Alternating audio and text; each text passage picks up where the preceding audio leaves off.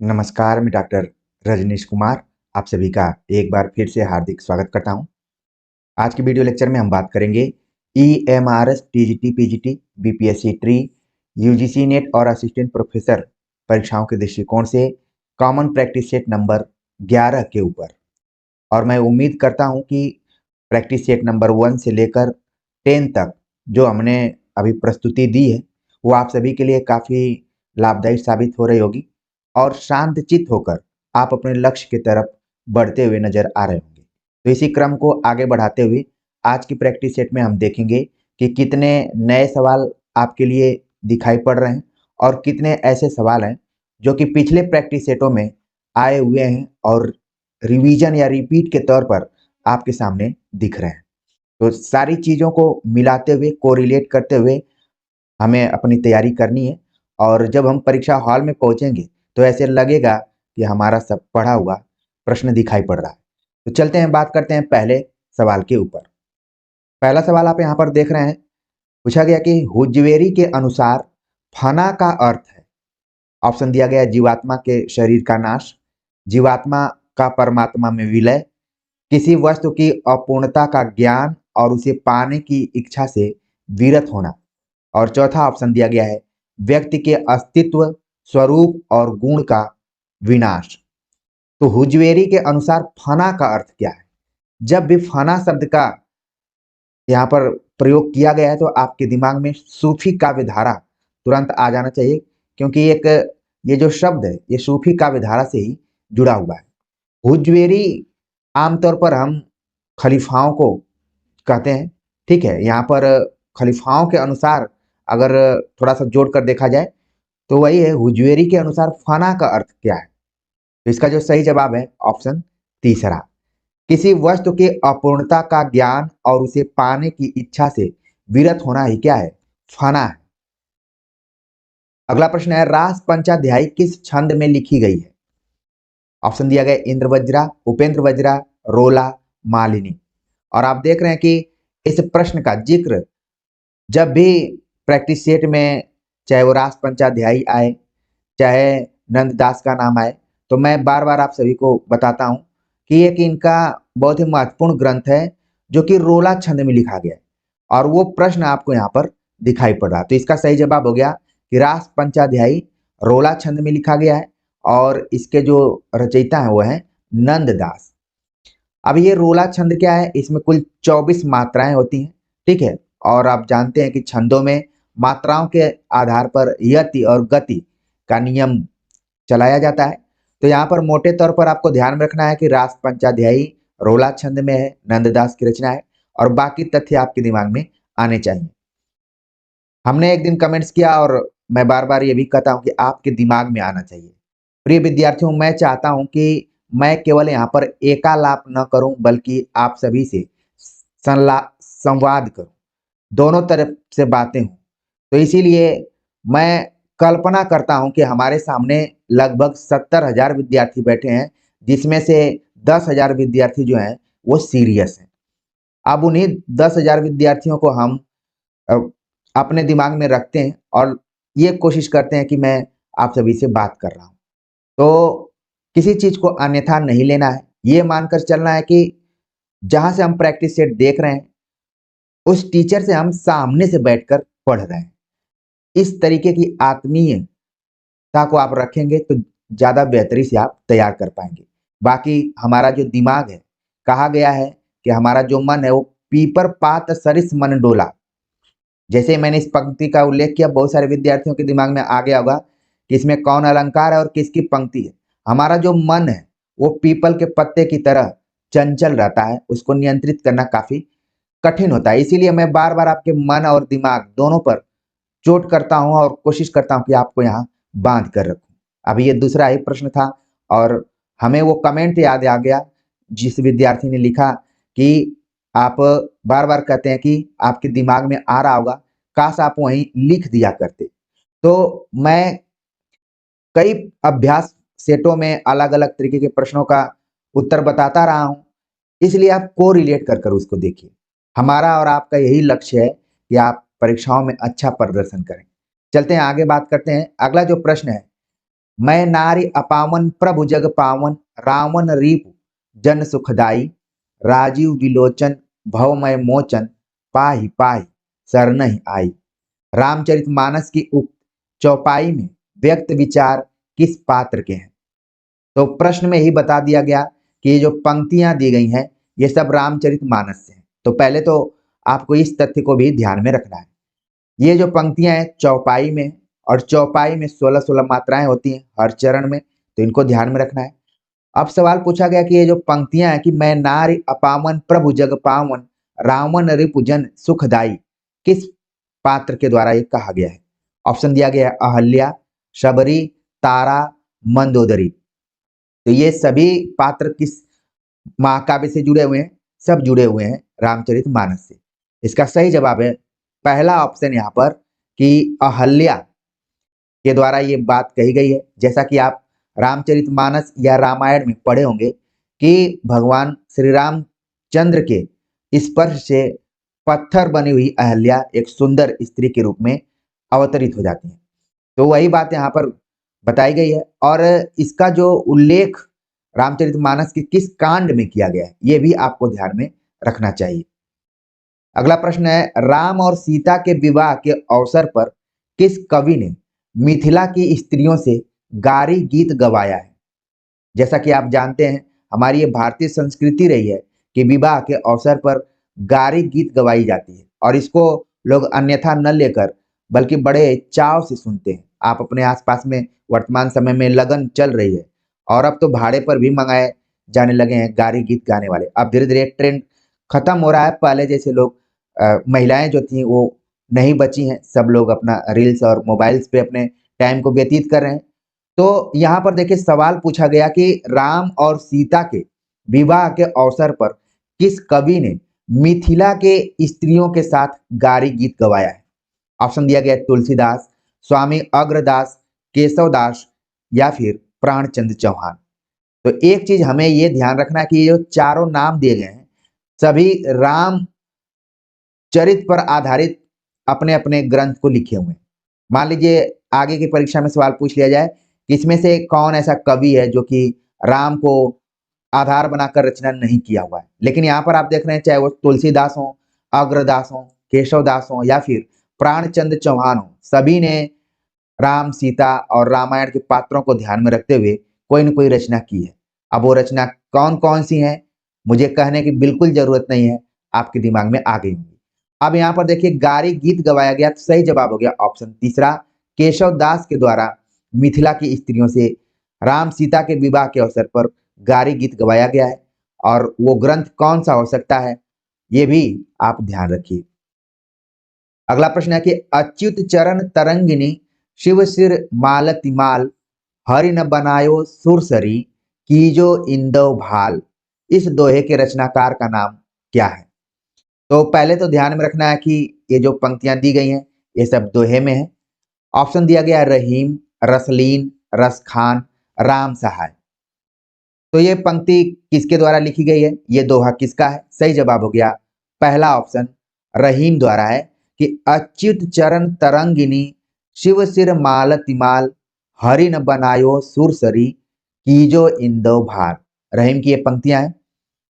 अगले प्रश्न पर बात करें तो अगला प्रश्न है निम्नलिखित काव्य कृतियों में से कौन सी कृति प्रबंध काव्य नहीं है?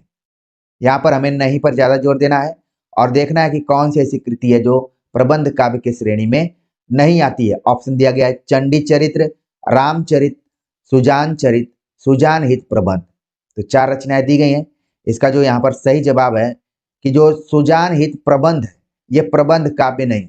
अच्छा एक चीज आप देखेंगे यहाँ पर कि इस रचना के नाम में ही प्रबंध लगा हुआ है, जबकि इसको प्रबंध की श्रेणी में नहीं रखा गया है। ये रचना घनानंद द्वारा लिखी गई है और उस जमाने में ज्यादातर मुक्तक काव्य लिखने की एक परंपरा चल रही थी। अब ऑप्शन में जो भी रचनाएं दी गई जैसे चंडी चरित्र है तो गुरु गोविंद सिंह, सुजान चरित्र है तो सूदन कवि, रामचरित को लेकर आप देखेंगे तो कई जगहों पर तुलसीदास का भी नाम बहुत तेजी से आता है। लेकिन हमने इसको खोजने का प्रयास किया, बहुत प्रयास किया, तो यहाँ पर एक नाम हमें दिखाई दिया है संध्याकार नंद। तो अभी अस्थायी तौर पर इन्हीं का नाम ध्यान में रखें। बाकी कई बार क्या होता है कि ऑप्शन बनाने के लिए इस तरीके के नामों को दे दिया जाता है। तो खैर यहाँ पर जो भी रचनाएं दी गई हैं उनके रचनाकारों को भी आपने देख लिया और सही उत्तर जो था कि प्रबंध काव्य के अंतर्गत नहीं है। अगला प्रश्न है कि लिखन बैठी जाकी सभी गही गही गर्भ गरूर भय न केते जगत के चतुर चितेरे कूर।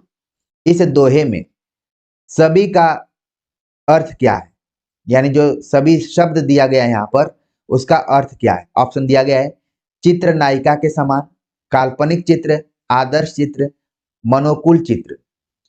तो यहाँ पर देखिए ये बात कही जा रही है कि लिखन बैठी जाकी सभी गही गही गर्भ गरूर भय न केते जगत के चतुर चितेरे कूर।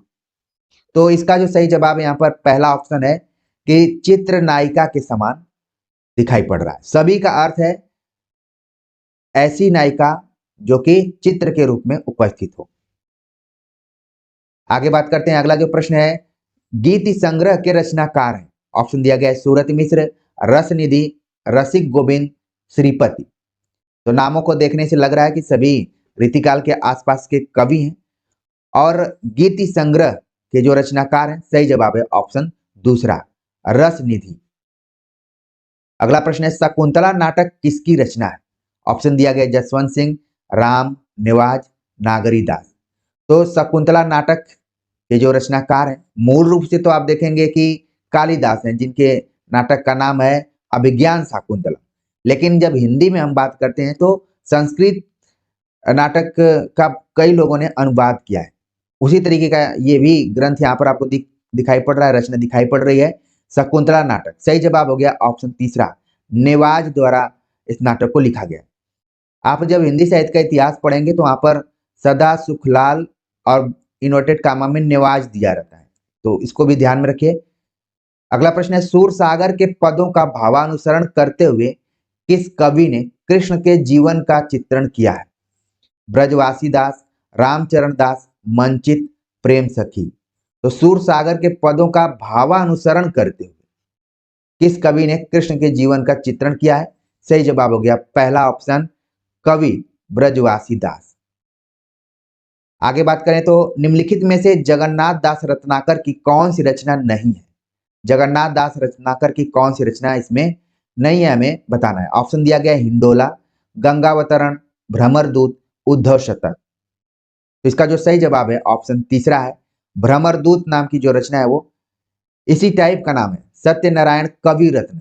ठीक है, यहाँ पर देखिए रत्नाकर दिया हुआ है और यहाँ पर कवि रत्न हमें ध्यान में रखना है, उन्हीं की रचना है भ्रमरदूत।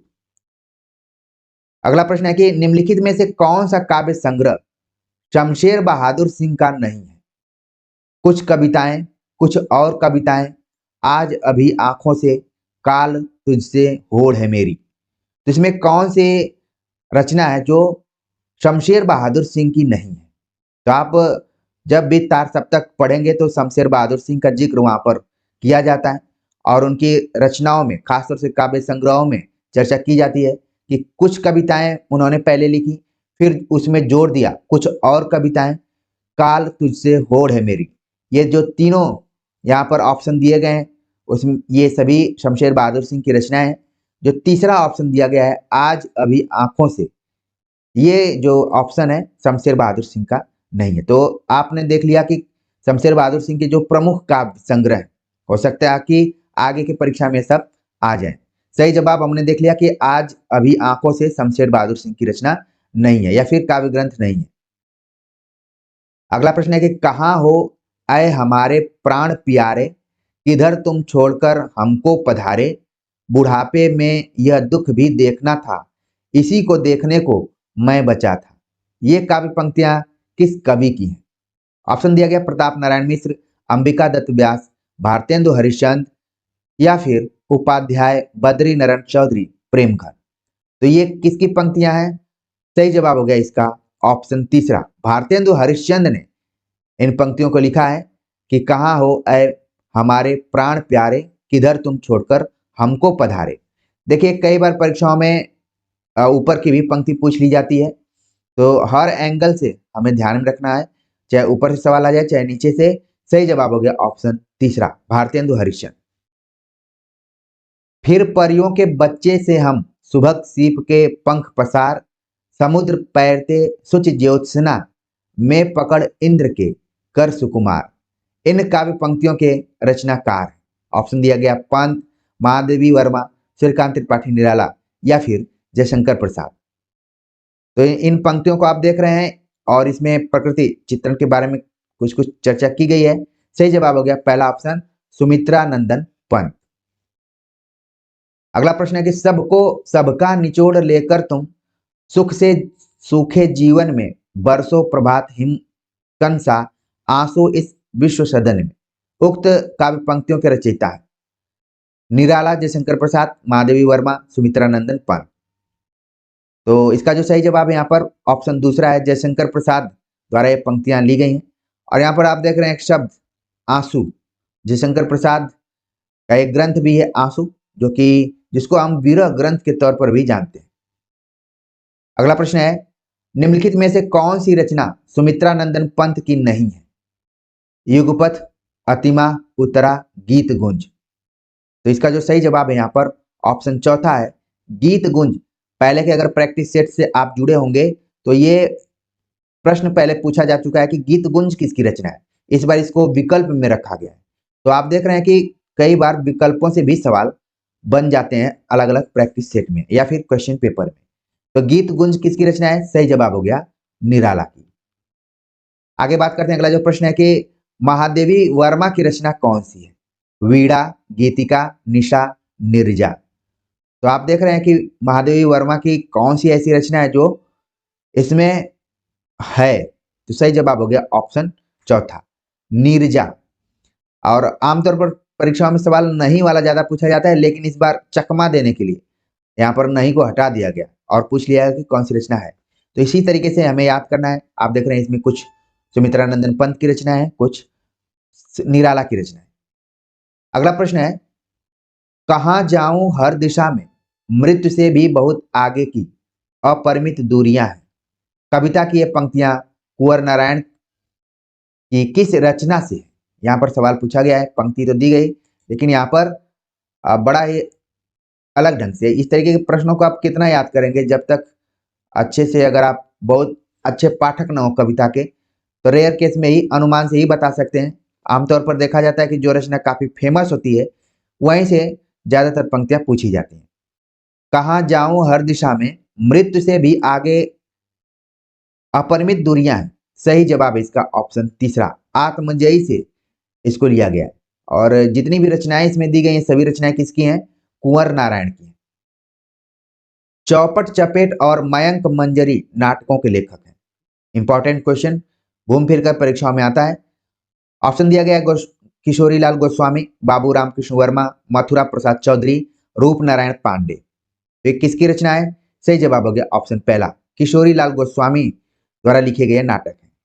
और ये वही किशोरीलाल गोस्वामी है, जब आप हिंदी कहानी पढ़ेंगे तो उसमें इनकी 2-3 कहानियां प्रथम कहानियों के दौर में शामिल रही। अगला प्रश्न है, डॉक्टर गोपाल राय के अनुसार हिंदी में नॉवेल के अर्थ में उपन्यास पद का प्रथम प्रयोग किसने किया है? ऑप्शन दिया गया है भूदेव मुखोपाध्याय, राधाचरण गोस्वामी, महावीर प्रसाद द्विवेदी, भारतेंदु हरिश्चंद्र। इसका जो सही जवाब हो गया ऑप्शन चौथा कि भारतेंदु हरिश्चंद्र ने हिंदी में नॉवेल के अर्थ में उपन्यास का प्रयोग किया है। ये देखिए इंपॉर्टेंट है। अंग्रेजी में हम नॉवेल कहते हैं, लेकिन नॉवेल को ही उपन्यास नाम से पहली बार प्रयोग किया, वो नाम है भारतेंदु हरिश्चंद्र। इसीलिए हम भारतेंदु हरिश्चंद्र को आधुनिक हिंदी काल के जनक के तौर पर भी जानते हैं और पुनर्जागरण के अग्रदूत के रूप में भी जानते हैं। चलते हैं आगे, बात करते हैं। अगला जो प्रश्न है, पांडे बेचन शर्मा उग्र द्वारा रचित उपन्यास नहीं है। ऑप्शन दिया गया है चंद हसीनों के खतूत, दिल्ली का कलंक, दिल्ली का दलाल, बुधुआ की बेटी। तो कौन सा ऐसा उपन्यास है जो कि पांडे बेचन शर्मा उग्र का नहीं है? तो इसका जो सही जवाब हो गया दिल्ली का कलंक। बाकी जितने भी आप उपन्यासों को देख रहे हैं वो सब उपन्यास किसके हैं? पांडे बेचन शर्मा उग्र के। और ध्यान देने वाली बात है कि अक्सर पांडे शब्द जो है टाइटल बाद में लगती है, लेकिन अपने स्वभाव के अनुसार बेचन शर्मा उग्र ने पहले ही टाइटल लगा दिया। तो ये खास चीजों के लिए भी जाने जाते हैं। कर्णट कबीलों के जीवन यथार्थ के विविध पक्षों पर आधारित उपन्यास है। कबीलाई जीवन पर और नटों के जीवन पर आधारित कौन सा उपन्यास है? ऑप्शन में दिया गया है, कोई अजनबी नहीं, नरक कुंड में वास, कब तक पुकारूं, किस्सा गुलाम। पहले तो हमें ध्यान में रखना कि जो उपन्यासों के नाम दिए गए हैं काफी इंपॉर्टेंट है। ये आज नहीं तो कल परीक्षाओं में वन लाइनर में खुद लीडिंग करते हुए पूछे जा सकते हैं। इसका जो सही जवाब है ऑप्शन तीसरा, कब तक पुकारूं। रांगे राघव का यह उपन्यास है जो कि नट कबीलों के जीवन पर आधारित है। अगला प्रश्न है, अरुण और मधुलिका किस कहानी के पात्र हैं? अरुण और मधुलिका, बचपन के दिनों में भी आपने इस कहानी को पढ़ा होगा और छोटी कक्षाओं में भी ये कहानी लगी हुई है, जिसमें कि अरुण और मधुलिका कहानी के पात्र कौन है? ऑप्शन दिया गया है, चित्तौड़ का उद्धार, अशोक, आकाशदीप, पुरस्कार। इसका जो सही जवाब हो गया ऑप्शन चौथा, पुरस्कार कहानी में अरुण और मधुलिका का जिक्र किया गया है। जयशंकर प्रसाद द्वारा लिखी गई एक कहानी है और जयशंकर प्रसाद ने अरुण को काफी, अरुण शब्द उनके लिए काफी लोकप्रिय कह सकते हैं। इसी तरीके से एक पंक्ति भी है, अरुण यह मधुमय देश हमारा, जहां पहुंच अनजान क्षितिज को मिलता एक सहारा। आपके दिमाग में तुरंत आ गया होगा कि हमने इस पंक्ति को कहाँ पढ़ी है। हमने तो जिक्र कर दिया, लेकिन को रिलेट करके जरूर ध्यान में रखिए। अगला प्रश्न है, भीष्म साहनी द्वारा रचित कहानी संग्रह नहीं है। भीष्म साहनी जो कि नाटक के लिए भी जाने जाते हैं, कहानी भी इन्होंने लिखी खूब अच्छी अच्छी, और यही नहीं, इन्होंने कहानी की एक बुक भी संपादित की है जिसमें उन्होंने चुनिंदा कुछ कहानियों को रखा है। ऑप्शन दिया गया, भाग्यरेखा, वांगचू, काठ का सपना, निशाचर। तो भीष्म साहनी की कौन कौन सी कहानियां हैं इसमें? भाग्यरेखा है, वांगचू, निशाचर, ये तो तीनों हैं, लेकिन यहाँ पर जो एक रचना दी गई है काठ का सपना, ये भीष्म साहनी का नहीं है। सही जवाब हो गया ऑप्शन तीसरा, ये कहानी संग्रह है मुक्तिबोध की। अगला जो प्रश्न है, आधुनिक ईरान की पृष्ठभूमि पर रक्त रंजित इस्लामिक क्रांति का चित्रण किस उपन्यास में किया गया है? ऑप्शन दिया गया, सात नदियां, एक समुंदर, चक्रव्यूह, धूप छाही रंग, किस्सा लोकतंत्र। तो इसका जो सही जवाब है यहाँ पर क्वेश्चन नंबर 25 का, सात नदियां एक समंदर उपन्यास में आधुनिक ईरान की पृष्ठभूमि पर रक्त रंजित इस्लामिक क्रांति का चित्रण किया गया है। सात नदियां एक समंदर ये उपन्यास है। अगला प्रश्न है कि जैनेन्द्र कुमार द्वारा रचित कहानी संग्रह नहीं है। जैनेन्द्र कुमार की कौन सी कहानी संग्रह यहाँ पर नहीं है? ऑप्शन दिया गया, इंसान के खंडहर, नीलम देश की राजकन्या, वातायन, पाजीब। तो यहाँ पर आप देख रहे हैं कि जब भी जैनेन्द्र कुमार की कहानियों के बारे में या फिर कहानी संग्रहों के बारे में पढ़े होंगे, उसमें 2, 3 और 4 ऑप्शन तो इनके कहानी संग्रह के तौर पर हैं, लेकिन यहाँ पर जो पहला ऑप्शन दिखाई दे रहा है, इंसान के खंडहर, ये जैनेन्द्र कुमार का कहानी संग्रह नहीं है। इनके समकालीन ही एक कहानीकार है, उन्हीं का कहानी संग्रह है। आगे बात करते हैं, वैदिक सूक्तों के गरिमा में उद्गम से लेकर लोकगीतों के महासागर तक जिस अविच्छिन्न प्रवाह की उपलब्धि होती है, उस भारतीय भावधारा का मैं स्नातक हूं। उपयुक्त विचार विद्यानिवास मिश्र के ने अपने किस निबंध संग्रह की भूमिका में लिखे? ये देखिए, आपके लिए थोड़ा सा नया प्रश्न यहाँ पर दिखाई पड़ रहा है। यहाँ पर कहा गया कि वैदिक सूक्तों के गरिमामय उद्गम से लेकर लोकगीतों के महासागर तक जिस अविच्छिन्न प्रवाह की उपलब्धि होती है, उस भारतीय भावधारा का मैं स्नातक हूं। इस स्नातक शब्द को आपको ध्यान में रखना है। यहाँ पर देखिए, ये नहीं कहा गया कि मैं इसमें पीएचडी हूं। आमतौर पर लोग व्यवहारिक जीवन में बोल देते हैं कि लगता है कि आप इस विषय पर पीएचडी किए हो। हालांकि पीएचडी करना बहुत आसान नहीं है, जो भी ईमानदारी से अगर करे तो।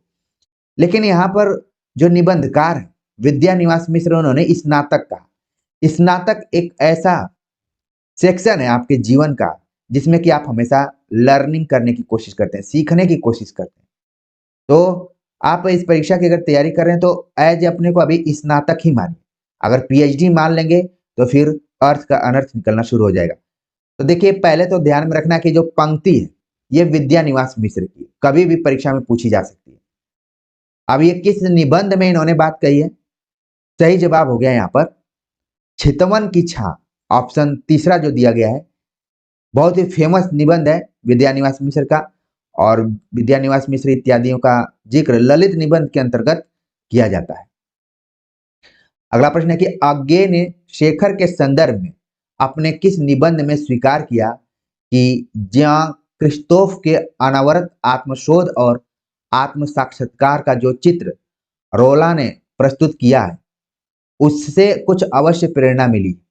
किस निबंध में? शेखर एक जीवनी भाग 1 भाग 2 इनके महत्वपूर्ण उपन्यास हैं, लेकिन बार बार आज्ञे उस उपन्यास में आए हुए पात्र शेखर को अपने से दूर रखते हैं, क्योंकि टिलियट से वो प्रभावित हैं और उनका कहना है कि ये मैं नहीं हूं, क्योंकि उसमें उन्होंने कहा कि वक्ता और रचना में जितना अंतर होगा उतना ही रचना क्या होगी, बहुत ही महत्वपूर्ण होगी।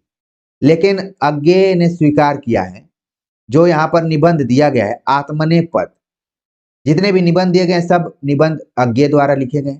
आत्मने पद में उन्होंने इस बात को स्वीकार किया है। एक चीज और आपको ध्यान में रखना है, मान लीजिए आप इस क्वेश्चन को कहीं नहीं पढ़े, लेकिन अपने आईक्यू लेवल से कई बार जब व्यक्ति अपने आत्म की बात करता है, अपने मन की बात करता है, तो आत्मकथा में चला जाता है या फिर उसी तरीके की कोई ना कोई टाइटल को ले लेता है। तो इस तरीके से न जानते हुए भी आप इसका सही जवाब दे सकते हैं, आत्मने पद। हालांकि हमने आज्ञे और मुक्तिबोध दोनों पर पीएचडी की है, तो मैंने इन निबंधों को पढ़ा और इसका जिक्र भी वहां पर किया गया है।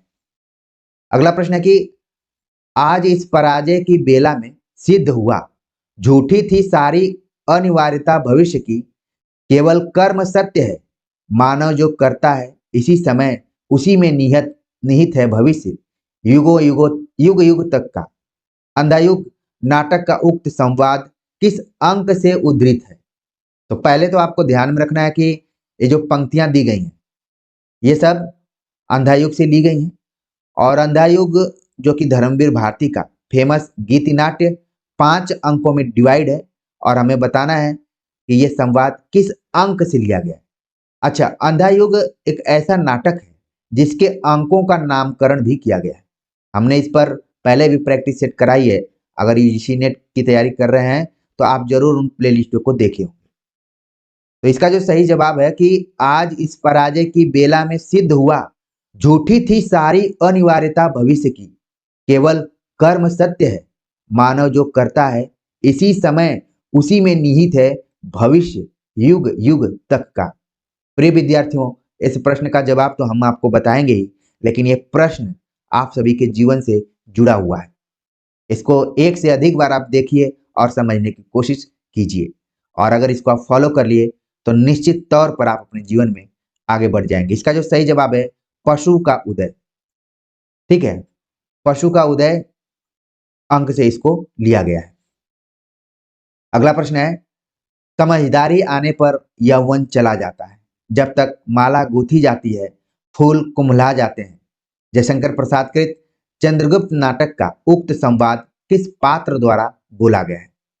बड़ा ही जबरदस्त तरीके का प्रश्न मुझे यहाँ पर दिखाई पड़ा, प्रश्न नंबर 29 और प्रश्न नंबर 30। समझदारी आने पर यौवन चला जाता है, कई बार तो इतना ही दूर तक सवाल पूछा जाता है, लेकिन पूरा यहाँ पर आगे बताया गया कि जब तक माला गूंथी जाती है फूल कुम्हला जाते हैं। आप इसको फील कीजिए, अनुभव कीजिए। बताया गया कि चंद्रगुप्त नाटक से लिया गया है, लेकिन किसके द्वारा यह बात कही गई है? सही जवाब है ऑप्शन दूसरा, चाणक्य के द्वारा यह बात कही गई है। और आपके यूजीसी नेट के सिलेबस में जो भी नाटक लगे हुए हैं उन नाटकों में संवाद काफी महत्वपूर्ण है। आपने उसका एक यहाँ पर उदाहरण देख लिया है। अगला प्रश्न भारतीय काव्यशास्त्र से रिलेटेड आ गया। काव्य शोभाया करतारो धर्म गुणा, यह किस आचार्य की उक्ति है? ऑप्शन दिया गया मम्मट, वामन, आनंदवर्धन, विश्वनाथ। इसका जो सही जवाब हो गया ऑप्शन दूसरा, वामन द्वारा यह बात कही गई है, काव्य शोभाया करतारो धर्मा गुणा। और आप जानते हैं कि वामन ने कुल कितने गुणों की चर्चा की है? बिल्कुल सही जवाब है मैंने लिख दिया। कुल उन्होंने 20 गुणों की चर्चा की है। वामन ने 20 गुणों की, आगे चलकर कुछ लोगों ने 24 की भी बात की है, मैं बाद में उस पर कभी डिस्कस करूंगा। यहाँ पर 10 शब्द के आधार पे और 10 अर्थ के आधार पर गुणों का निर्धारण वामन ने किया है। अगला प्रश्न है कि जहां समानार्थक विशेषणों से प्रस्तुत के वर्णन द्वारा अप्रस्तुत का बोध कराया जाए, वहां कौन सा अलंकार होता है? समासोक्ति, सहोक्ति, विनोक्ति, व्यतिरेक। तमाम अलंकारों का नाम दिया गया, इसमें से 2 अलंकार तो बहुत कम ही सुनाई देते हैं। अब मुकाबला यहाँ पर है ऑप्शन पहला और चौथा के बीच में। सही जवाब हो गया पहला ऑप्शन, समासोक्ति। जहां समानार्थक विशेषणों से प्रस्तुत के वर्णन द्वारा अप्रस्तुत का बोध कराया जाए, उसमें कौन अलंकार होता है? समासोक्ति अलंकार होता है। और जब आप आचार्य रामचंद्र शुक्ल का इतिहास ग्रंथ पढ़ेंगे तो बिहारी के संदर्भ में उन्होंने कुछ इसी तरीके की बातें की है, इसी अलंकार से उन्होंने जोड़कर देखा है। अगला प्रश्न है जो कि कई बार परीक्षाओं में पूछा जा चुका है, अगर आप पिछले साल के क्वेश्चन पेपर देखेंगे तो आ चुका है ये कि मैं साहित्य को मनुष्य की दृष्टि से देखने का पक्षपाती हूं। यह किस आचार्य की उक्ति है? ऑप्शन दिया गया महावीर प्रसाद द्विवेदी, रामचंद्र शुक्ल, हजारी प्रसाद द्विवेदी, नंद दुलारे वाजपेयी। तो मैं साहित्य को मनुष्य की दृष्टि से, यही आपको ध्यान में रखना है, मनुष्य की दृष्टि से देखने का पक्षपाती हूं। सही जवाब है ऑप्शन तीसरा, हजारी प्रसाद द्विवेदी का ये बहुत ही फेमस कोटेशन है, बिल्कुल ध्यान में रखिए। हालांकि आपको गूगली फेंकने के लिए या फिर यारकर देने के लिए रामचंद्र शुक्ल का नाम यहाँ पर दिया गया था, लेकिन पहली बार आप देख रहे हैं कि रामचंद्र शुक्ल को की जगह उनके बाद के जो फेमस आलोचक रहे हजारी प्रसाद द्विवेदी का आंसर यहाँ पर सही है। अगला प्रश्न है निम्नलिखित में से किस आचार्य ने अलंकार को काव्य की आत्मा मानकर रस का महत्व गौण कर दिया? देखिए प्रश्न पूछा जा सकता था कि अलंकार के प्रवर्तक कौन है, लेकिन घुमा कर पूछा गया है। मैं इसी पर जोर देता हूं कि प्रश्न नए नहीं होते हैं बल्कि नए तरीके से पूछे जाते हैं। अलंकार को काव्य की आत्मा माना, ऑप्शन दिया गया भामा, वामन, विश्वनाथ, आनंदवर्धन। तो जाहिर सी बात है कि इसका तुरंत आप जवाब बता देंगे, पहला ऑप्शन भामा ने इस बात को कहा है। और इनको भामा को अलंकार संप्रदाय का संस्थापक भी माना जाता है और इनकी रचना है काव्यालंकार। इसके पहले काव्यालंकार सूत्रवृत्ति, काव्यालंकार सार संग्रह, सब जो भी ग्रंथ हैं वो प्रैक्टिस सेट में आ चुके हैं। अगला प्रश्न है कि जब वक्रोक्ति वक्ता की कंठ ध्वनि पर आश्रित होती है तब उसे क्या कहा जाता है? जब वक्रोक्ति, हम लोग अपने जीवन में वक्रोक्तियों का प्रयोग खूब करते हैं व्यवहारिक जीवन में, और उसी से रिलेटेड यहाँ पर क्वेश्चन पूछ लिया गया कि जब वक्रोक्ति वक्ता की कंठ ध्वनि पर आश्रित होती है तब उसे क्या कहा जाता है? ऑप्शन दिया गया सभंग श्लेष वक्रोक्ति, अभंग श्लेष वक्रोक्ति, काकोक्रोक्ति, प्रहेलिका। तो इसका जो यहाँ पर सही जवाब हो गया ऑप्शन तीसरा, काकोक्रोक्ति। ठीक है, जो जब हम वक्ता को देखते हैं कि अपने वक्रोक्ति को या उक्ति को कंठ पर आश्रित करके बोलता है तो काकोक्रोक्ति होता है। अब उदाहरण के लिए मुझे एक उदाहरण याद आ रहा है जो सुमित्रानंदन पंत की कविता है, छोड़ द्रुमों की मृदु छाया, तोड़ प्रकृति से भी माया, बाले तेरे बाल जाल में कैसे उलझा दूं लोचन। तो ये जो पंक्तियां हैं आपने देखा कि काकोक्ति अलंकार की उदाहरण के तौर पर है। अगला प्रश्न है कि इनमें से कौन सा ग्रंथ आचार्य भामह का है? और मैं चर्चा कर रहा था, ऑप्शन पढ़ने की जरूरत ही नहीं है, पहला ऑप्शन सही हो गया काव्यालंकार। स्वाधीनता प्राप्ति के अवसर पर लिखी गई निम्नलिखित कविता किस कवि की है? पहले तो बता दिया गया कि ये जो कविता लिखी गई है वो स्वाधीनता प्राप्ति के अवसर पर लिखी गई है। अब स्वाधीनता प्राप्ति कब हुई थी ये सब आपके दिमाग में आना चाहिए। मुक्त गगन है, मुक्त पवन है, मुक्त सांस गर्बीली, लांग सात लांबी सदियों को हुई श्रृंखला ढीली, टूटी नहीं की लगा अभी तक उपनिवेश का दाग, बोल तिरंगे तुझे उड़ाऊं या कि जगाऊं आग। बड़ी जबरदस्त पंक्तियां हैं, इनको अगर आप आत्मीय भावनात्मक रूप से देखेंगे तो बहुत जबरदस्त तरीके की है। ऑप्शन दिया गया माखनलाल चतुर्वेदी, रामधारी सिंह दिनकर, बालकृष्ण शर्मा नवीन, सोहनलाल द्विवेदी। इसका जो सही जवाब यहाँ पर कि माखनलाल चतुर्वेदी की ये पंक्तियां हैं कि मुक्त गगन है, मुक्त पवन है, मुक्त सांस गर्वीली, सब क्या यहाँ पर मुक्त मुक्त है और इसीलिए कहा गया कि जो निःशुल्क है वही जरूरी है। मैं भी कभी कभी टैगलाइन दे दिया करता हूं अपने कॉन्फिडेंस के लिए। सही जवाब हो गया माखनलाल चतुर्वेदी। और माखनलाल चतुर्वेदी की एक और कविता है जो कि प्राय परीक्षाओं में पूछी जाती है, पुष्प की अभिलाषा। अगला प्रश्न है कि निम्नलिखित में से कौन प्रपद्यवादी कवि नहीं है? प्रपद्यवाद की जब भी चर्चा की जाती है तो हम इसका दूसरा नाम नकेनवाद भी जानते हैं, और क्रम भी पूछा जाता है जब वादों का, छायावाद, प्रगतिवाद, प्रयोगवाद, नई कविता, प्रपद्यवाद, इस तरीके से इसका क्रम है। क्रम को बिल्कुल ध्यान में रखिए। नलिन बिलोचन शर्मा, केसरी कुमार, नरेश, गिरिजा कुमार माथुर। तो इसमें जो सही जवाब है कि कौन नहीं है वो हमें बताना है। सही जवाब हो गया ऑप्शन चौथा, गिरिजा कुमार माथुर का जिक्र प्रपद्यवादी कवियों के अंतर्गत नहीं किया जाता है, बल्कि ये जो नकेन शब्द है ये 3 कवियों के नाम पर है, और वो तीनों कवि आप देख रहे हैं कि ऑप्शन में मौजूद है। अभी आप सभी को बताते हुए बड़ा गर्व महसूस हो रहा है कि कुछ दिनों पहले जो ये नरेश यहाँ पर लिखा हुआ है, इनकी बहू आई हुई थी हमारे डिपार्टमेंट में, उनसे बातचीत, और संयोग से ये हमारे एचओडी भी हैं। तो यहाँ पर कई बार क्या होता है कि जो चीजें हम साहित्य में पढ़ते हैं वो सामने भी हमें परिलक्षित दिखाई पड़ती है, और एक बहुत ही कम लोगों को मौका मिलता है इस तरीके का। तो जब भी नकेनवाद की चर्चा होगी तो नलिन बिलोचन शर्मा, केसरी कुमार, नरेश, ये जो नरेश है उन्होंने बताया कि साहित्य में तो थे ही, इनका बहुत रोल संगीत में भी था। मुंबई में एक जमाना था, चित्रगुप्त का नाम आप लोगों ने सुना होगा, उनके साथ इनका बहुत अच्छा संबंध रहा। एक चीज और देखना है आपको कि जो ये ऑप्शन में गिरिजा कुमार माथुर दिया गया है, एक होमवर्क आप नोट करते जाइए कि किस सप्तक से जुड़े हैं, किस सप्तक से जुड़े हैं गिरिजा कुमार माथुर। अगला प्रश्न है, कविता तो कवि की आत्मा का आलोक है, उसके हृदय का रस है, जो बाहर की वस्तु का अवलंब लेकर फूट पड़ती है। यह कथन किसका है? ऑप्शन दिया गया जयशंकर प्रसाद, नरेश मेहता, रामधारी सिंह दिनकर, कुंवर नारायण। तो कविता तो कवि की आत्मा का आलोक है, इतना दूर भी सवाल पूछा जा सकता है। सही जवाब है ऑप्शन तीसरा, रामधारी सिंह दिनकर का ये कथन है कि कविता तो कवि की आत्मा का आलोक है। अगला प्रश्न है कि निम्नलिखित में से कौन सा नाटक प्रेमचंद के प्रसिद्ध उपन्यास पर आधारित है? कौन सा नाटक प्रेमचंद के प्रसिद्ध उपन्यास पर आधारित है? कैसे, देखिए घुमा कर पूछा गया है। श्वेत कमल, युगे युगे क्रांति, सूरदास, बंदिनी। तो इसका जो सही जवाब हो गया ऑप्शन तीसरा, सूरदास। सूरदास का नाम से जो नाटक है प्रेमचंद के प्रसिद्ध उपन्यास पर आधारित है, सूरदास। इनका कौन सा प्रसिद्ध उपन्यास है जिसमें सूरदास की बात की गई है? शायद आपका दिमाग उस तरफ चल दिया होगा। आगे बात करते हैं। अगला जो प्रश्न है कि भक्तमाल में दिए गए रामानंद के प्रथम 4 शिष्यों का सही अनुक्रम है। वैसे तो रामानंद के शिष्यों को हम जानते हैं कि संख्या 12 है, और रामानंद जैसे गुरु आज मिलने बड़े कम हैं, क्योंकि रामानंद उस जमाने में जब हमारा समाज संस्कृति अलग ढंग की थी, उस जमाने में रामानंद ऐसे गुरु थे जिनको कि हजारी प्रसाद द्विवेदी ने कहा कि ये आकाश धर्मा गुरु, आकाश धर्मा।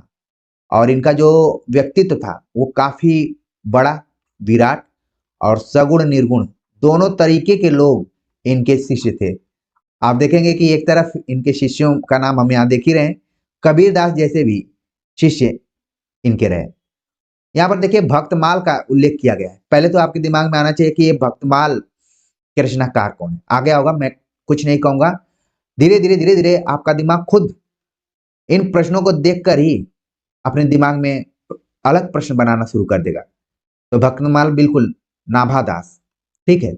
और आप जानते हैं कि 2-3 रचनाएं हैं नाभादास, 252 वैष्णव की वार्ता, 84 वैष्णव की वार्ता, जिसमें उस समय के जो भी संत कवि हैं, भक्त कवि हैं, सबके जीवन काल को उसमें रखा गया है, उनका जो भी एक तरीके से जीवनी लिखी गई है। अब देखिए ऑप्शन दिया गया है सुखानंद, नरहन्यानंद, अनंतानंद, सुरसुरानंद। तो सब में नंद नंद लगा हुआ है, हमें बताना है सही जवाब क्या है। सही जवाब है ऑप्शन दूसरा, अनंतानंद, सुखानंद, सुरसुरानंद, नरहरियानंद।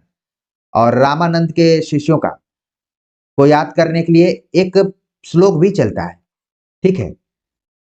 अगला प्रश्न है कि आचार्य हजारी प्रसाद द्विवेदी के अनुसार निम्नलिखित संप्रदायों का सही अनुक्रम क्या है? अब यहाँ पर सीधे सीधे इंडिकेट किया है हजारी प्रसाद द्विवेदी, तो आपके मन में आना चाहिए कि आचार्य रामचंद्र शुक्ल के साथ साथ हमें हजारी प्रसाद द्विवेदी के इतिहास को भी ध्यान में रखना चाहिए। मोटे तौर पर 4-5 इतिहास तो आपको अपने विद्यार्थी जीवन में पढ़ ही लेना चाहिए। ठीक है, अब यहाँ पर संप्रदायों का सही अनुक्रम क्या है? ऑप्शन दिया गया ब्रह्म संप्रदाय, संकादिक संप्रदाय, श्री संप्रदाय, रुद्र संप्रदाय। तो 4 संप्रदाय दिए गए हैं और हमें बताना है कि इसमें सही क्रम क्या है।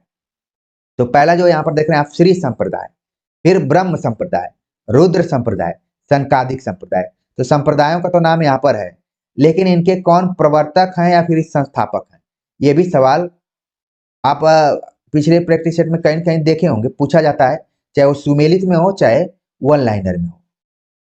अगला प्रश्न है कि काल की दृष्टि से निम्नलिखित काव्य कृतियों का सही अनुक्रम क्या है?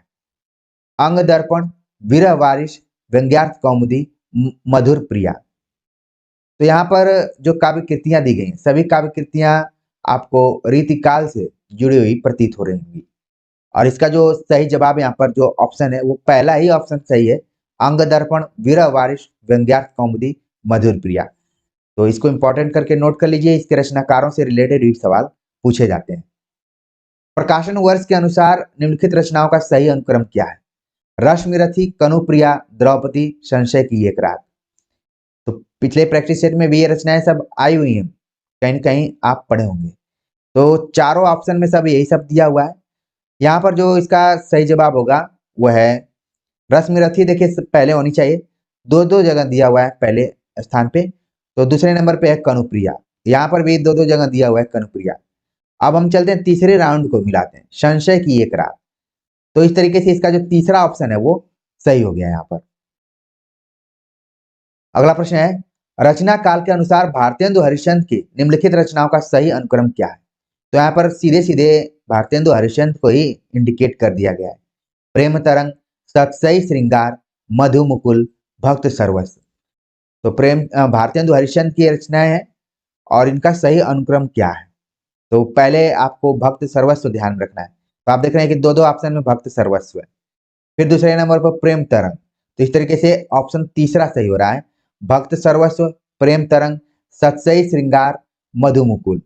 अब यहाँ पर देखिए कई बार परीक्षाओं में सवाल पूछा गया कि सतसई नहीं लिखा है। ठीक है, बदलते हुए पैटर्न में जो पहले इस तरीके से सवाल पूछे जाते थे अब इस तरीके से पूछे जा रहे हैं। 3-4 सतसइयों का नाम लिख दिया जाएगा और उसके जो कवि हैं उसी में से पूछ लिया जाएगा किसका है किसका नहीं है। तो भारतेंदु हरिश्चंद्र ने भी सतसई श्रृंगार नाम से रचना की है, यही मैं बताना चाह रहा था। अगला प्रश्न है कि प्रकाशन वर्ष के अनुसार निम्नलिखित प्रबंध काव्यों का सही अनुक्रम क्या है? उर्वशी, विष्णुप्रिया, आत्मजयी, लोकायतन। तो जितने भी इसमें प्रबंध काव्य दिए गए, पहले तो ध्यान रखना है कि सब क्या है, प्रबंध काव्य, और ये सब अलग अलग रचनाकारों के आधुनिक काल के। इसका जो सही जवाब यहाँ पर सबसे पहले विष्णुप्रिया, फिर उर्वशी, लोकायतन, आत्मजयी। जन्म काल के अनुसार निम्नलिखित कवियों का सही अनुक्रम क्या है? राजकमल चौधरी, श्रीकांत वर्मा, केदारनाथ सिंह, धूमिल का यहाँ पर जिक्र किया गया है। तो सही अनुक्रम क्या है? सबसे पहले है राजकमल चौधरी, पहला ही ऑप्शन क्या है यहाँ पर सही है। अगला प्रश्न है, जन्म काल की दृष्टि से निबंधकारों का सही अनुक्रम क्या है? बाल मुकुंद गुप्त, श्याम सुंदर दास, सरदार पूर्ण सिंह, गुलाब राय। तो आप देख रहे हैं कि इसमें से जितने भी निबंधकार हैं सबका संबंध द्विवेदी युग से है, और हमें बताना है कि इसका जो यहाँ पर कौन सा सही है। तो सबसे पहले जो नाम आ रहा है वो बाल मुकुंद गुप्त का है, फिर श्याम सुंदर दास, सरदार पूर्ण सिंह, गुलाब राय। पहला ही ऑप्शन इसमें क्या हो गया, सही हो गया। जन्म काल के अनुसार उपन्यासकारों का सही अनुक्रम क्या है? यशपाल, हजारी प्रसाद द्विवेदी, अज्ञे, रागे, राघव। तो देखिए यहाँ पर किसी का जन्म काल प्रकाशन वर्ष सहित याद करना थोड़ा सा चुनौतीपूर्ण है, लेकिन थोड़ा बहुत हम यहाँ पर देखकर बता सकते हैं ऑप्शंस को मिलाकर। सही जवाब हो गया पहला ऑप्शन, यशपाल, हजारी प्रसाद द्विवेदी, अज्ञे, रांगे, राघव। अगला प्रश्न है, प्रकाशन वर्ष के अनुसार निम्नलिखित कहानी संग्रहों का सही अनुक्रम क्या है? शरणार्थी, ठुमरी, सतह से उठता आदमी, शोभा यात्रा। यहाँ पर जितने भी कहानी संग्रहों का नाम दिया गया है सभी अलग अलग कहानीकारों के। इसका जो सही जवाब यहाँ पर है, अगर क्रम के दृष्टिकोण से देखें तो सबसे पहला जो ऑप्शन हो रहा है शरणार्थी। तो पहला ऑप्शन यहाँ पर सही है, शरणार्थी, ठुमरी, सतह से उठता आदमी, शोभा यात्रा। जन्म काल के अनुसार निम्नलिखित नाटककारों का सही अनुक्रम क्या है? नाटककारों का नाम यहाँ पर पूछ लिया गया। शंकर शेष, मोहन राकेश, भीष्म साहनी, हरिकृष्ण प्रेमी। तो जन्म काल के दृष्टिकोण से देखा जाए तो हरिकृष्ण प्रेमी जिसमें सबसे पहले होंगे वही सही जवाब होगा। सही जवाब है ऑप्शन चौथा। प्रकाशन वर्ष के अनुसार निबंध संग्रहों का सही अनुक्रम क्या है? मराल, विकलांग श्रद्धा का दौर, अद्यतन, अंगद का पांव। तो यहाँ पर जितने निबंध संग्रह दिए गए हैं सब अलग अलग निबंधकारों के हैं। जब मैं अलग अलग बोल रहा हूं तो आपके दिमाग में आना चाहिए कि किसका है। विकलांग श्रद्धा का दौर जैसे हरिशंकर प्रसाई, अद्यतन अभी ऊपर में आया हुआ था आगे का, अंगद का पांव श्रीलाल शुक्ल। तो इस तरीके अंगद का पांव श्रीलाल शुक्ल का नहीं बल्कि ललित निबंधकार है। मराल भी ललित निबंधकार द्वारा लिखा गया, कुबेरनाथ राय द्वारा।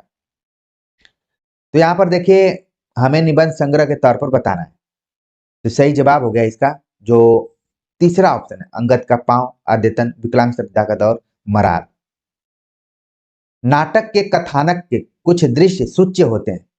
5 प्रकार के इन सूच्य कथानकों का सही अनुक्रम क्या है? देखिए यहाँ पर एकदम पूरा संस्कृत नाट्य शास्त्र से सवाल पूछ लिया गया है।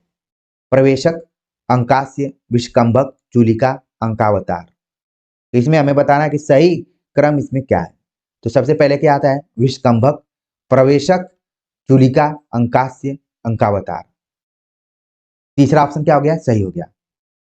प्रकाशन वर्ष के अनुसार हजारी प्रसाद द्विवेदी के निम्नलिखित आलोचना ग्रंथों का सही अनुक्रम क्या है? तो हजारी प्रसाद द्विवेदी के रचना काल को या फिर इतिहास ग्रंथ को या फिर आलोचना ग्रंथों को ध्यान में रखते हुए सवाल पूछा गया। हिंदी साहित्य का आदिकाल, मध्यकालीन बोध का स्वरूप, लालित्य मीमांसा, हिंदी साहित्य की भूमिका। तो ये सब नाम दिए गए हैं और इसमें जो सही क्रम होगा जिसमें हिंदी साहित्य का इतिहास सबसे पहले होगा, फिर हिंदी साहित्य का आदिकाल होगा। इस तरीके से तो चौथा ऑप्शन सही है। सुरेंद्र वर्मा के नाटकों का सही अनुक्रम क्या है? सुरेंद्र वर्मा के नाटकों को जरूर आप एग्जाम के पहले एक बार नोट करके जाइएगा क्योंकि यहाँ से सवाल पूछे जाते हैं। 8वां सर्ग, द्रौपदी, रति का कंगन, एक दूनी एक। एक दूनी एक यहाँ पर देखिए बोला गया। देखिए इसका जो ऑप्शन, चारों ऑप्शन में नाम वही सब दिए गए। सबसे पहले द्रौपदी दो दो ऑप्शन में दिखाई पड़ रहा है तो एक राउंड आपको और चलना पड़ेगा। द्रौपदी के बाद है 8वां सर्ग, तो यहाँ पर देख रहे हैं दो दो जगह, कितना इसको सावधानी से आपको करना है। अब इसके बाद तीसरा राउंड आपको चलना पड़ेगा। तीसरा राउंड चल रहे हैं तो एक दूनी एक जो है, यानी कि तीसरा ऑप्शन क्या हो गया? यहाँ पर सही हो गया। और ये सभी नाटक किसके हैं? सुरेंद्र वर्मा द्वारा लिखे गए हैं।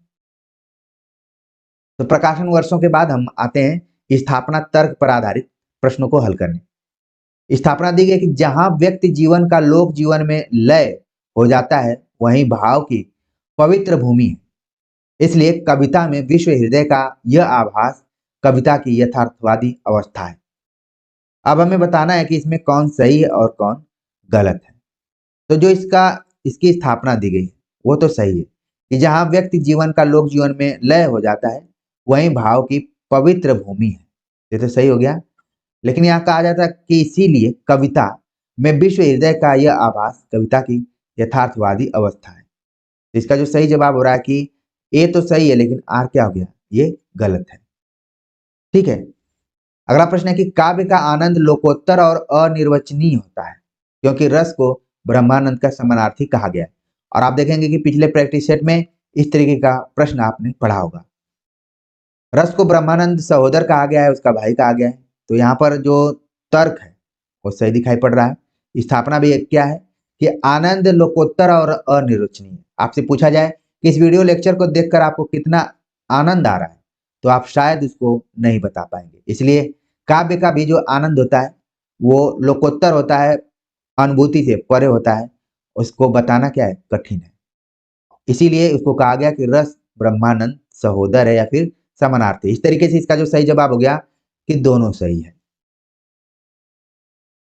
अगला प्रश्न है यहाँ पर, रस ज्ञान द्वारा ग्राह्य होता है क्योंकि हृदय की अनुभूति के साथ उसकी बौद्धिक सत्ता भी होती है। अब हमें बताना है यहाँ पर कि कौन सही और कौन गलत है। रस ज्ञान द्वारा ग्राह्य होता है, ये बात तो सही है, लेकिन कहा गया कि हृदय की अनुभूति के साथ उसकी बौद्धिक सत्ता भी होती है, बात गलत है। सही जवाब हो गया ए तो सही है लेकिन आर गलत है। चौथा ऑप्शन यहाँ पर सही हो गया। छायावादोत्तर कविता विचार प्रधान काव्य है क्योंकि उसमें कवि के निजी संवेदना अनुभवों को अभिव्यक्त करने का अवसर नहीं मिला। तो इसमें हमें बताना है कि कौन सही और कौन गलत है। इसका जो सही जवाब है यहाँ पर कि कहा गया कि छायावादोत्तर यानी छायावाद की जो कविता है विचार प्रधान काव्य है। गलत है ये भी, उसमें भी भावनाएं हैं क्योंकि कवि की निजी संवेदनाओं को अभिव्यक्त होने का अवसर नहीं मिला है, छायावादोत्तर में कहा जा रहा है। ये भी क्या है, गलत है। इस तरीके से इसका जो सही जवाब हो रहा है कि दोनों गलत है। पहला ऑप्शन क्या हो गया, सही हो गया। अगला प्रश्न है कि कला माध्यम के द्वारा कलाकार सत्य को सुंदर बनाकर निजत्व की उपलब्धि करता है क्योंकि सत्य कलाकार की संचित पूंजी होती है, सौंदर्य सृजन उसका व्यापार और लोक मंगल का प्रसार उसकी उपलब्धि होती है। हमें बताना है कि इसमें कौन सही और कौन गलत है। तो अगर देखा जाए तो इसमें जो स्थापना दी गई कि कला माध्यम के द्वारा कलाकार सत्य को सुंदर बनाकर निजत्व की उपलब्धि करता है, ये क्या स्थापना गलत दी गई है। लेकिन इसका जो यहाँ पर तर्क दिया गया है क्योंकि सत्य कलाकार की संचित पूंजी होती है, सौंदर्य सृजन उसका व्यापार और लोकमंगल का प्रसार होता है, ये क्या है, सही है। तो यहाँ पर जो ऑप्शन हो रहा है कि ए तो गलत है लेकिन आर सही है। अगला प्रश्न है कि काव्य सौंदर्य भाव और कला की एकान्विति में है क्योंकि काव्य में भाव पक्ष और कला पक्ष दोनों असंबद्ध होते। ध्यान दीजिए, आप उन परीक्षाओं को याद कीजिए जिसमें आप लिखते थे कला पक्ष भाव पक्ष, तो कह रहा है कि दोनों पक्ष क्या असंबद्ध है। हमें बताना है कि क्या ये बात सही है, ये बात बिल्कुल गलत है। काव्य सौंदर्य भाव और कला की एकान्विति में, ये क्या है, सही। आप देख रहे हैं दोनों एक दूसरे के विरोधाभास में दिए गए हैं। सही जवाब हो गया कि ए तो सही है लेकिन आर गलत है। सही जवाब हो गया ऑप्शन पहला। अगला प्रश्न है कि मिथक मनुष्य के आदिम मस्तिष्क की सृजनशील शक्तियों का मूल्यवान सांस्कृतिक उपहार है क्योंकि आदिम मन और मस्तिष्क द्वारा प्रकृति के तत्वों और घटनाओं के मानवीकरण की अचेतन प्रक्रिया की ही मिथक रचना का मूल बनी है। तो इसमें हमें बताना है कौन सही और कौन गलत है। कहा गया कि मिथक मनुष्य के आदिम मस्तिष्क की सृजनशील शक्तियों का मूल्यवान सांस्कृतिक उपहार है। तो मिथक जैसा कि आप जानते हैं कि हमारे जो आसपास जो समाज है उसमें जो चीजें पहले से चली आ रही हैं, आदिम मस्तिष्क की सृजनशील शक्तियों के कारण वो मिथक का रूप धारण कर लेती हैं। उसमें सांस्कृतिक पुट थोड़ा दे दिया जाता है और कहा गया कि आदिम मन और मस्तिष्क द्वारा प्रकृति के तत्वों और घटनाओं के मानवीकरण की अचेतन प्रक्रिया ही मिथक रचना की मूल बनी। तो यहाँ पर दोनों चीजें क्या हो रही हैं, सही हो रही हैं। तो इस तरीके से इसका जो सही जवाब हो रहा है कि ए भी सही है और आर भी सही, पहला ऑप्शन। अगला प्रश्न है कि कविता में श्रृंगार चित्रण अनिवार्य है क्योंकि श्रृंगार की सरस वाग्धारा ही पाठक को आनंदित कर सकती है, अन्य भावधारा नहीं। तो यहाँ पर हमें देखना है कि कौन सा सही और कौन सा गलत है। कहा गया कि कविता में श्रृंगार चित्रण अनिवार्य है और श्रृंगार की सरस वाग्धारा ही पाठक को आनंदित करती है। तो यहाँ पर क्या है कि केवल श्रृंगार चित्रण अनिवार्य है, ये बात नहीं सही, स्थापना गलत है। और कहा गया कि श्रृंगार की सरस वाग्धारा ही पाठक को आनंदित करती, अन्य भावधारा नहीं करती, ये भी क्या है, गलत है। इस तरीके से ए भी गलत है और आर भी गलत है। सही जवाब हो गया ऑप्शन चौथा। कविता एक अलौकिक और आध्यात्मिक प्रक्रिया है इसलिए जीवन का लौकिक पक्ष उसमें नहीं आ सकता। तो यहाँ पर देखिए आप लगातार देख रहे हैं कि कविता को ध्यान में रखते हुए तमाम स्थापना और तर्कें दी जा रही हैं। हमें बताना है कि इसमें कौन सा गलत है और कौन सा सही है। कविता एक अलौकिक और आध्यात्मिक प्रक्रिया है, ये क्या स्थापना गलत है।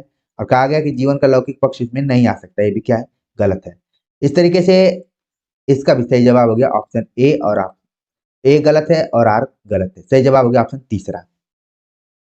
अगला प्रश्न है कि छायावादी काव्य आत्मनिष्ठता के कारण अहमवादी बन गया, इसी कारण छायावादी कवियों ने सामाजिक नैतिकताओं की उपेक्षा की है। तो देखा जाए तो ये भी दोनों क्या है, गलत है। छायावाद को लेकर काफी आरोप लगता रहा है, पलायनवाद का, अहमवाद का, सामाजिक नैतिक चिंताओं का जो उपेक्षा। लेकिन छायावाद नाम से नामवर सिंह ने एक बुक लिखी है, छायावाद ही, और उसमें जब आप पढ़ेंगे तो बहुत सारी चीजें आपको क्लियर होंगी। अगला प्रश्न है जो कि सुमेलित वाले से रिलेटेड आ गया, और इस तरीके के प्रश्नों को हम केवल सुमेलित करेंगे। देखते हैं, कहा गया कि जेहि पंखी के नियर होई करे बिरह के बाद, तो पंखी जाय जरी तरीवर होई निपात।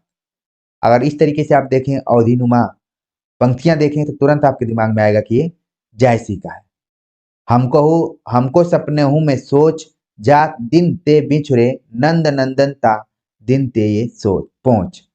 तो ये पंक्ति किसके द्वारा लिखी गई? ये पंक्ति है सूरदास की। जिभिया नहीं आगे पढ़ते हैं। अब जीवन की है कपि आस न कोय कन गुरिया के मुंदरी कंगना होए। तो ये जो पंक्ति यहाँ पर दी गई है सही जवाब है तुलसीदास। और जिभिया ऐसी बावरी कही गई सरल पताल आपह कई भीतर रही जूती खात कपाल। तो इसका जो सही जवाब यहाँ पर है वह है रहीम। रहीम यहाँ पर नीचे दिया गया है, जो कि नीति परक दोहों के लिए जाने जाते हैं। तो ये पंक्तियां किसकी किसकी हैं आप देख लीजिए, ताकि आगे की परीक्षा में आए तो बिल्कुल आपका यहाँ से एक भी प्रश्न गलत नहीं होना चाहिए। अगला प्रश्न है, निम्नलिखित पात्रों को उनकी रचनाओं के साथ सुमेलित कीजिए। मैना, ऋतुवर्ण, रुक्मणी, राघव चेतन। तो राघव चेतन जब आप देखेंगे तो तुरंत आपके दिमाग में आ जाएगा कि हमने पद्मावत में इसको पढ़ा, तो सही जवाब हो गया इसका, तो मिलान कर लिया। और इसके बाद मैना, मैना का संबंध किससे है? चंदायन से। ऋतुवर्ण का संबंध है सत्यवती कथा से, ईश्वरदास द्वारा लिखी गई। रुक्मणी, रुक्मणी का संबंध यहाँ पर है मृगावती से, इसका संबंध है रुक्मणी का। तो इस तरीके से मैना, ऋतुवर्ण, रुक्मिणी, राघव चेतन को हमने मिला लिया। अगला प्रश्न है कि रचयिताओं को रचनाकारों के साथ सुमेलित करना है। इशारे जिंदगी की, बूंद टपकी एक नभ से, चार ईमानदार, मेरा प्रतिनिधि। तो सुमेलित वाले प्रश्न ऐसे होते हैं, देखने में छोटे होते हैं लेकिन बड़े होते हैं। अब इशारे जिंदगी के, इसके जो रचनाकार हैं वो हैं अज्ञे। बूंद टपकी एक नभ से, हालांकि बूंदों को ध्यान में रखते हुए अज्ञे ने भी खूब लिखा है। बूंद टपकी एक नभ से हो गए भवानी प्रसाद मिश्र। चार ईमानदार के बारे में बात की कुंवर नारायण। मेरा प्रतिनिधि, ये सही जवाब हो गया रघुवीर सहाय। तो हमने देखा कि जो पैटर्न है वो किस तरीके से है, जो एक ही सीधा रेखा में आप देख रहे हैं। अगला प्रश्न है कि निम्नलिखित रचनाओं को उनके रचनाकारों के साथ सुमेलित करना है। यहाँ पर रचनाएं दी गई हैं, और यहाँ पर रचनाएं दी गई हैं, थोड़ा सा यहाँ पर कुछ गड़बड़ हो रहा है, ठीक है।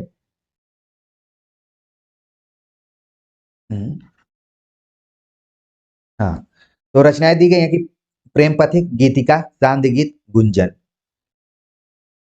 ऑलरेडी ये रचनाएं सब आती रही हैं। प्रेम पथिक तुरंत आपके मन में आएगा कि जयशंकर प्रसाद। गीतिका सही जवाब हो गया निराला। सांध्य गीत महादेवी वर्मा, और गुंजन सुमित्रानंदन पंत। आगे बात करते हैं, अगला जो प्रश्न है, निम्नलिखित कहानियों को उनके केंद्रीय विचारों से सुमेलित कीजिए। मान लीजिए यही प्रश्न आपको वर्तमान समय में अगर दिसंबर 2023 नेट के एग्जाम में जा रहे हैं तो पूछ दिया जाए, तो क्या आपको अपने पिछले साल के क्वेश्चन पेपर को नहीं देखना चाहिए? बिल्कुल देखना चाहिए। पूस की रात, शतरंज के खिलाड़ी, ठाकुर का कुआं, पंच परमेश्वर। अब पूस की रात कहानी में क्या है? सही जवाब हो गया इसका कि इसमें ऋण की समस्या बताई गई। शुरुआत ही इस कहानी की कुछ ऐसे ही होती है कि एक सहना नाम का है पात्र जो कि अपना उधार लेने के लिए आने वाला है। शतरंज के खिलाड़ी, राष्ट्रीय चेतना इस कहानी में है। ठाकुर का कुआं, जो कहानी इसमें आप देख रहे हैं कि जाति भेद के बारे में बात की गई। पंच परमेश्वर न्याय प्रियता के लिए, ठीक है। तो ये सब कहानियां हैं और उनके केंद्रीय विचार हैं।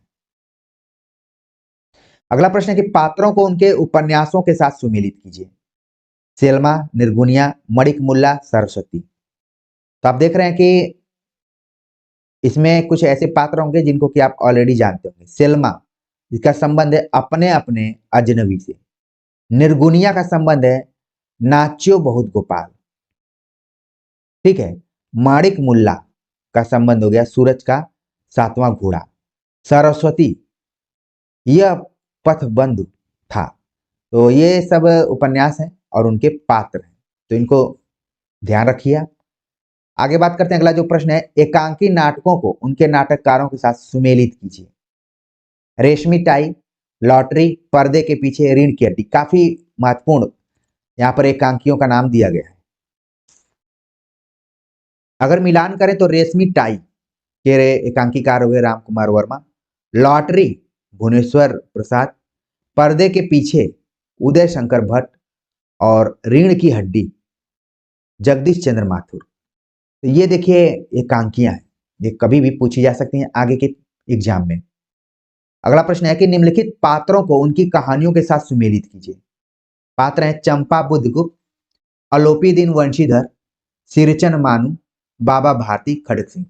अब ये प्रश्न देखिए न बीपीएससी को ध्यान में रखते बनाया गया है और न भी ईएमआरएस के, लेकिन आप इसको पढ़ते हुए देख लिए होंगे कि लग रहा है कि आपके सिलेबस से उठा लिया गया। चंपा बुद्धगुप्त जिनका संबंध किससे है, वह है आकाशदीप से। अलोपी दीन वंशीधर नमक का दारोगा। सिरचन मानू ठेस, पिछले प्रैक्टिस में भी सिरचन का संबंध जिक्र किया गया था। बाबा भारती खड़क सिंह हमने बताया हुआ था।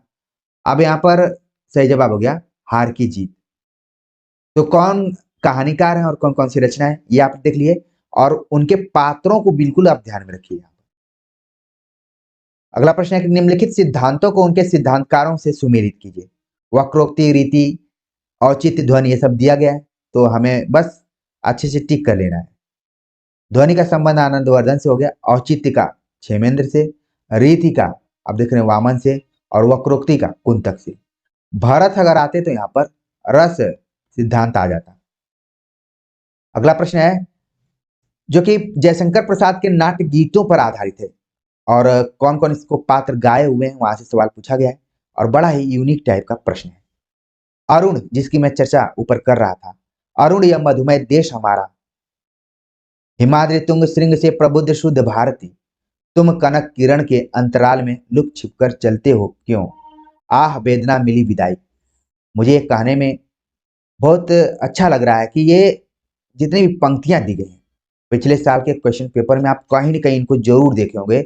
आह वेदना मिली विदाई, अगर आप यूपी जीआईसी जीडीसी का पेपर देखेंगे तो खूब पूछा गया। एक दौर था, मुझे याद आता है कि सन 2014 से लेकर 2017 तक खूब एग्जाम हुआ करते थे, और एक साथ एक महीने में दो दो तीन तीन पेपर हो जाते थे, क्योंकि बहुत सारे वैकेंसियां पहले से रुकी हुई थी।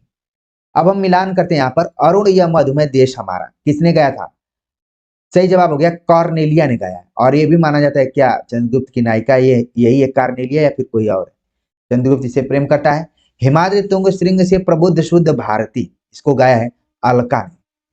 और तुम कनक किरण के अंतराल में लुक छिपकर चलते हो क्यों, यहाँ पर सवाल पूछकर छोड़ दिया गया, और इसका जो सही जवाब यहाँ पर है कि वो है राक्षस। पात्र के रूप में है राक्षस यहाँ पर। आह वेदना मिली विदाई, और इसका जो सही जवाब है यहाँ पर देवसेना। तो आमतौर पर जो भी फेमस पात्र हैं वो नाटकों में उनके कथन प्राय पूछे जाते हैं। और आपने देखा कि क्वेश्चन नंबर 75 में नंबर के हिसाब से तो 75 है, लेकिन इसमें 4 प्रश्न और जोड़ लीजिए। आगे अगर अरुण यह मधुमेह देश हमारा, हिमालय तुंग श्रृंग से, या फिर तुम कनक किरण, आह वेदना मिली विदाई, ये सब पंक्तियां आएंगी तो मुझे पूरी उम्मीद है कि यहाँ पर जितने भी विद्यार्थी जुड़े हुए हैं वो तुरंत सही जवाब परीक्षा हॉल में करके आएंगे। तो इस तरीके से हमने कुल 75 प्रश्नों पर विचार विमर्श किया। उम्मीद है कि ये सभी प्रश्न आप सभी को अच्छे लगे होंगे। हमने इसमें अलग अलग पुस्तकों में महत्वपूर्ण अंशों को देखा जो पूछा गया परीक्षाओं में। इसके बाद प्रमुख रचनाकारों, रचनाओं, सुमेलित, स्थापना तर्क, यानी कि अलग अलग ढंग से जो परीक्षाओं के पैटर्न सवाल पूछे जाते हैं सबको हमने देख लिया। उम्मीद है कि आप सभी को अच्छा लग रहा होगा। कमेंट्स कर जरूर बताइएगा। मिलते हैं एक नए प्रैक्टिस सेट के साथ, तब तक के लिए नमस्कार।